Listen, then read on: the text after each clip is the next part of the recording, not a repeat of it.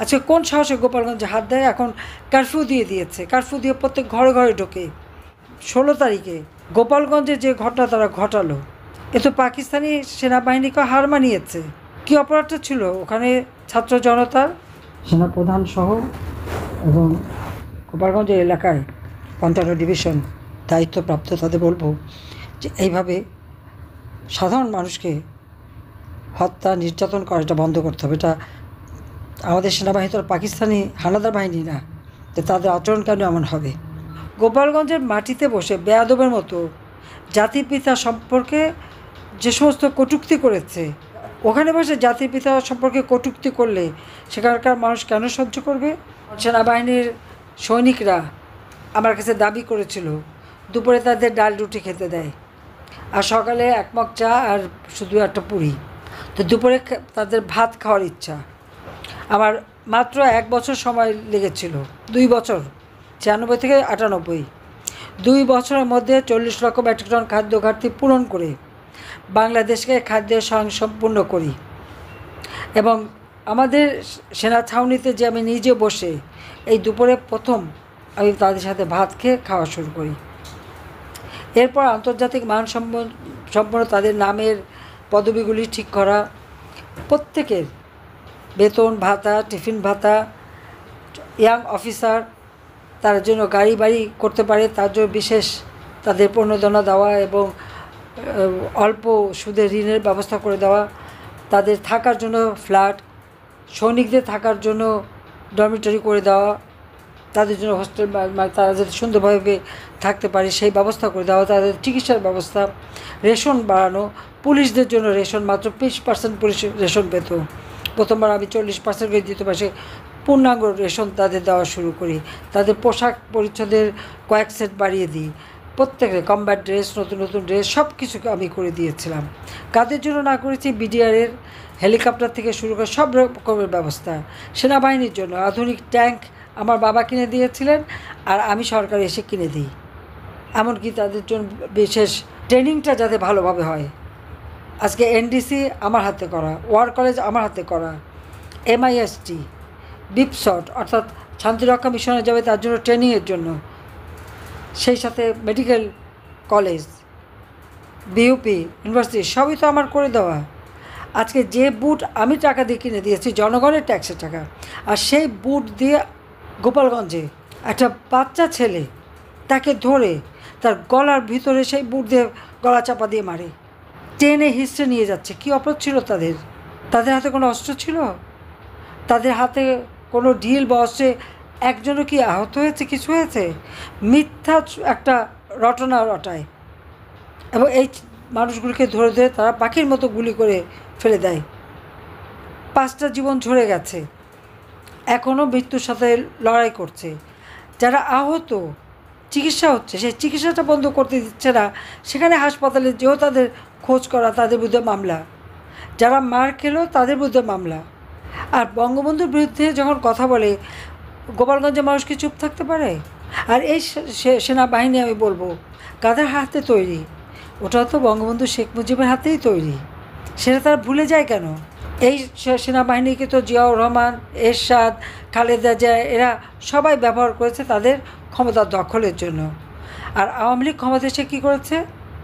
তাদের দুপুরে ভাত খাওয়ার ব্যবস্থা করা, তাদের কাপড় চোপড়, টিফিন ভাতা, থাকার জায়গা, চিকিৎসার ব্যবস্থা, তো বাবা মাকে চিকিৎসার ব্যবস্থা, এই CMHগুলিকে উন্নত করা, নতুন মেডিকেল কলেজ করে দেওয়া, সেগুলি কে করেছে? আজকে শান্তিরক্ষা মিশনে যে 1 নাম্বার, আমি যদি বিপসট করে না দিতাম, আমি যদি ওভাবে তাদেরকে ট্রেনিং করায় না দিতাম, তাহলে আর এই সুযোগ কি পেতো না।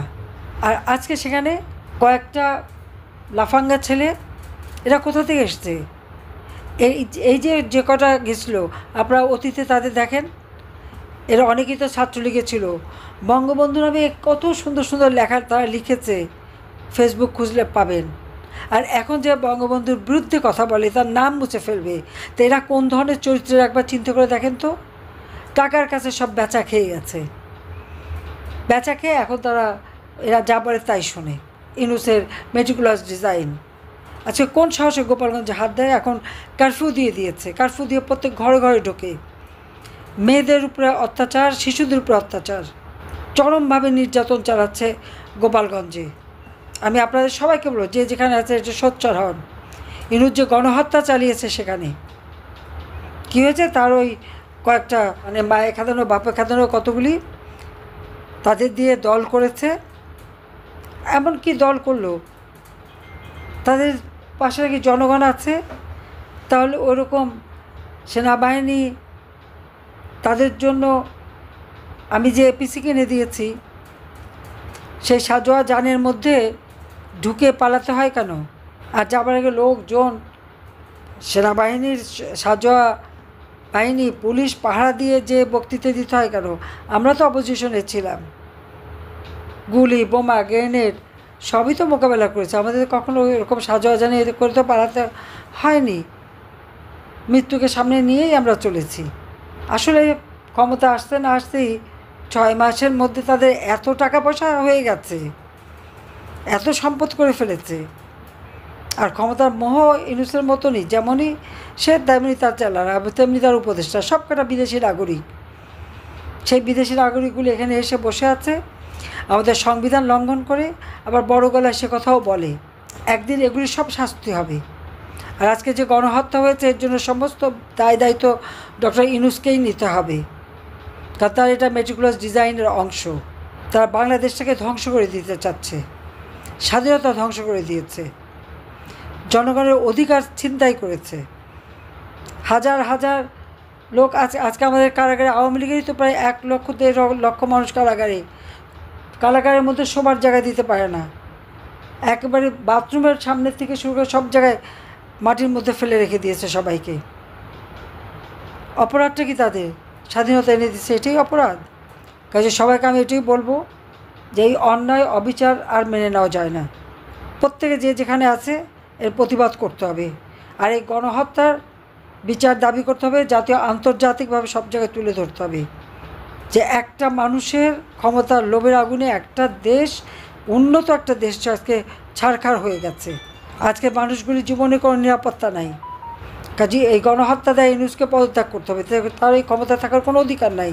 সম্পূর্ণ সে বেআইনিভাবে, অসাংবিধানিকভাবে ক্ষমতাটা দখল করে বসে আছে। আর এই দখলকারীরা সবসময় মানুষের উপর অত্যাচারই করে, শান্তি দিতে পারে না।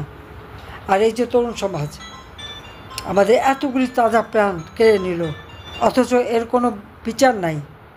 উল্টা আমার যারা আজকে আহত তাদের বিরুদ্ধে মামলা। কাফন দাফনটা বন্ধ করতে দেয়নি, আপনারা জানেন। ওই পুলিশ সেনাবাহিনী দাঁড়িয়ে থেকে আত্মীয়স্বজনের বাধ্য করছে কবর দিতে, জানাজাটাও পড়তে দেয়নি বা হিন্দুদের সৎকারটাও করতে দেয়নি। আমি অবাক হইনি, কারণ আমার বাবা মা ভাইদের সাথেও তো একই আচরণ করছে। আমার আব্বা তো কিছু নিয়ে যাননি, বাংলাদেশকে দিয়েই গেছেন। আমরা তো কিছু চাই না, চেয়েছি শুধু দেশের মানুষের কল্যাণ। নিজের ছেলে মেয়ে, বোনের বাচ্চারা, তাদের তো কোনোদিন ক্ষমতা থেকে কিছু দেয়নি। যে গোপালগঞ্জে কেন রক্ত ঝরল, কেন ছেলেরা হত্যা করা হলো ছেলেদের। আর এই কারফিউ দিয়ে বাড়ি বাড়ি ঢুকে ঢুকে যাদেরকে নিয়ে যাচ্ছে তাদের আর খোঁজ পাওয়া যাচ্ছে না। কত যে মানুষকে হত্যা করা হয়েছে তার ঠিক নেই। কাজে এই অবস্থা থেকে দেশকে রক্ষা করার জন্য সকলকে ঐক্যবদ্ধ হয়ে কাজ করতে হবে। জয় বাংলা, জয় বঙ্গবন্ধু, বাংলাদেশ চিরজীবী হোক।